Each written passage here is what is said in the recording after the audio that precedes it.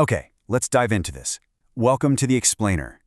Imagine, for a second, trying to study a subject that is fully conscious, wildly unpredictable, and constantly changing its mind. Well, that right there is the fundamental challenge of sociology.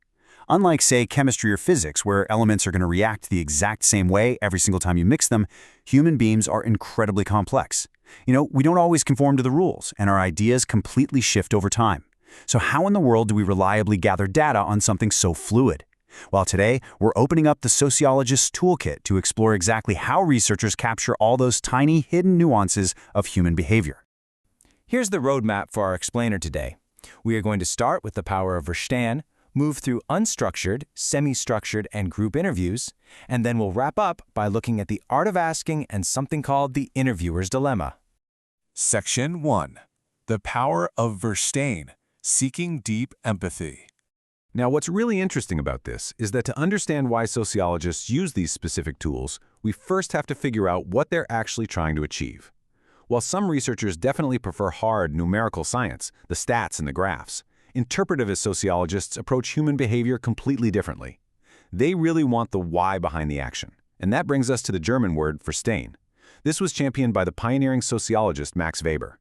Verstehen isn't just about aggressively collecting data. It's about stepping into someone else's shoes, seeing things from their point of view, and truly understanding their underlying motivations. When interpretivists conduct qualitative research, capturing this deep empathetic understanding is literally their ultimate goal. They don't just want to know what you did, they want to know exactly what it meant to you. Section 2. Unstructured Interviews, the open conversation. When a researcher is desperate to achieve that deep, authentic Verstehen, this is the tool they usually reach for first. An unstructured interview is incredibly relaxed. It's really just a free-flowing conversation.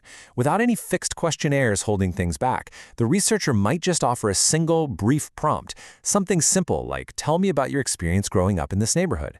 And from there, the participant takes the wheel. They explain their answer in detail, talking completely freely. Because it's so open-ended, these sessions usually last well over an hour, and they almost always take place in a very comfortable, relaxed setting.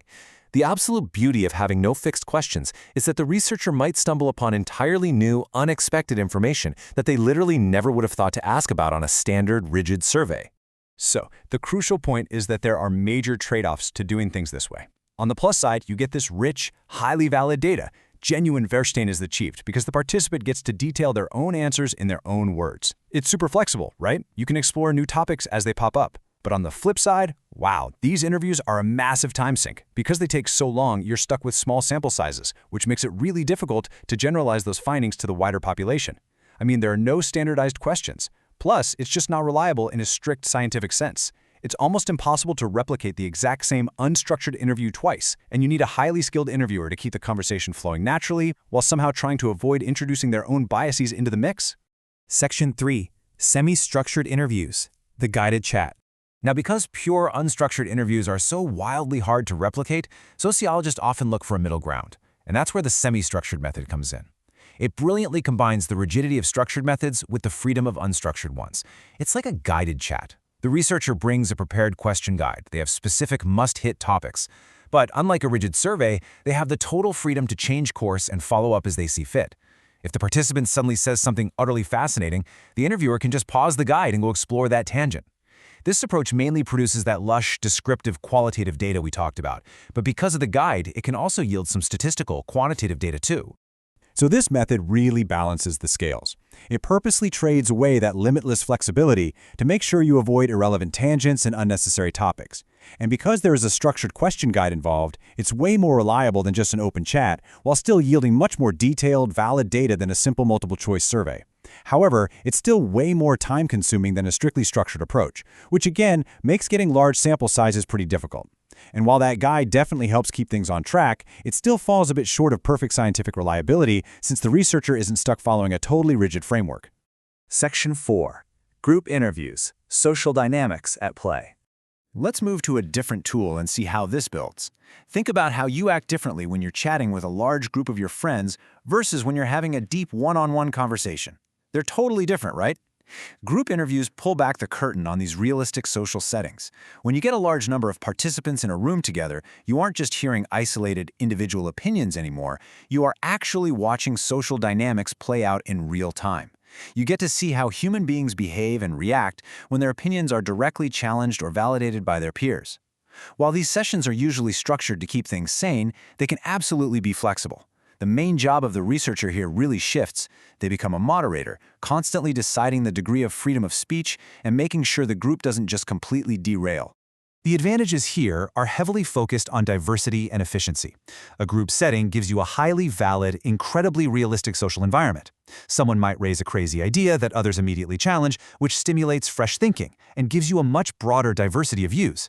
Plus, let's be honest, getting a bunch of people in one room is highly practical for saving time and money. But the disadvantages? Yeah, they are just as real. Anyone who has ever tried to transcribe a heated argument knows that recording multiple people talking over each other is a complete logistical nightmare. Furthermore, you always have those dominant, loud individuals who can easily inhibit quieter participants from speaking up at all.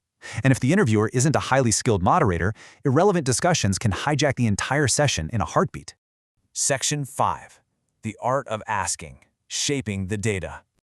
Now, a toolkit is completely useless if you don't know the actual techniques to use it. The very type of question a researcher asks entirely dictates the data they're going to get back. Closed questions give you a limited, fixed set of answers like yes or no, which is fantastic if you just want to generate statistical, quantitative data.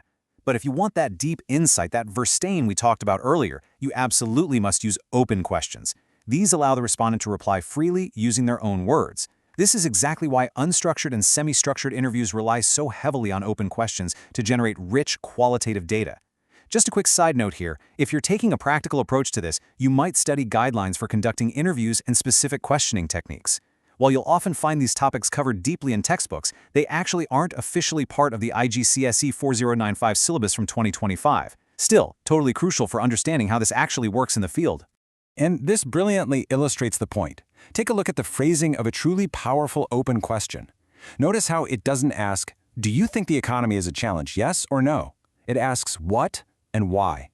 It essentially hands the microphone right over to the participant, forcing them to use their own vocabulary, their own framing, and their own unique worldview.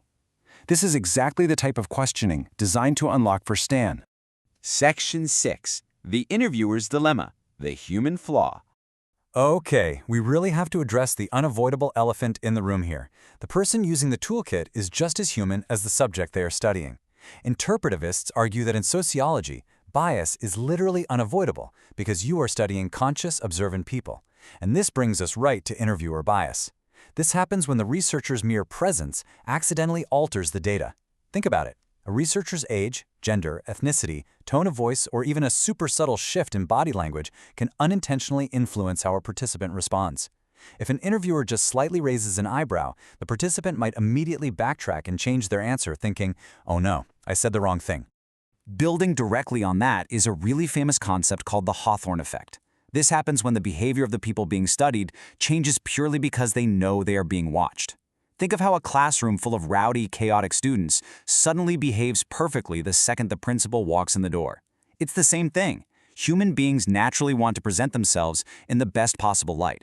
So, a participant might soften their true, harsh opinions or completely change their answers just to look good in the eyes of the interviewer. At that point, they aren't giving you their reality, they're giving you a performance. Which leaves us with a final, pretty provocative thought. The sociologist's toolkit is full of brilliant, creative methods to dig into the human mind, from the total conversational freedom of the unstructured interview to the dynamic, chaotic energy of the group setting. But if the very act of observing a human being inherently changes their behavior, are we ever truly capturing reality? Or are we really just capturing their reaction to being studied? It's a fascinating limitation of sociological research and something every single researcher has to wrestle with. Thanks for joining me on this explainer, and keep questioning the world around you.